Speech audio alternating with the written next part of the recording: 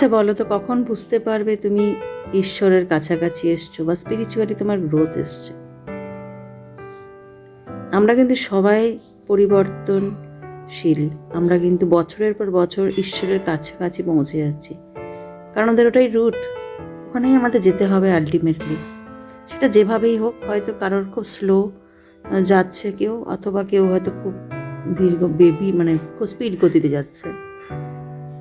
কি করে জানা যায় বলো তো? খুব সহজে এই সংসারে থেকে আমরা তো সেরকম কিছু কাজ করতে পারি না, বা আমাদের পক্ষে সেরকম ধ্যান যোগ করা বিশাল পরিমাণে অত সময়ও এখনকার সময় নেই, সবাই খুব ব্যস্ত। আমরা খুব সহজ জানা যায় যখন দেখবে না যে তোমার কারোর কথার মধ্যে সেই কথাটা কটু বা ভালো বলে ডিফারেন্স ক্রিয়েট করছো না, ভেদ করছো না। তুমি কে কি বললো সে ভুলেই যাচ্ছ। যত কটু কথাই হোক, যত বাজে কথাই হোক, সেটা তোমার কাছে আর লাগছে না।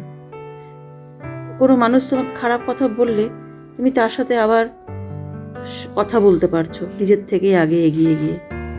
সেই টাইম স্প্যানটা দেখবে, সেটা আগে হয়তো তুমি 7 দিন পরে করতে, এখন হয়তো তুমি 4 দিন পরে করছো।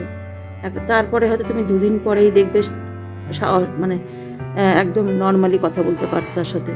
আবার কখনো কখনো দেখবে সে বলার পরের সঙ্গে মুহূর্তেই তুমি তার সাথে আবার আরামসে ভালো করে কথা বলতে পারছো। That mean you are spiritually grown up.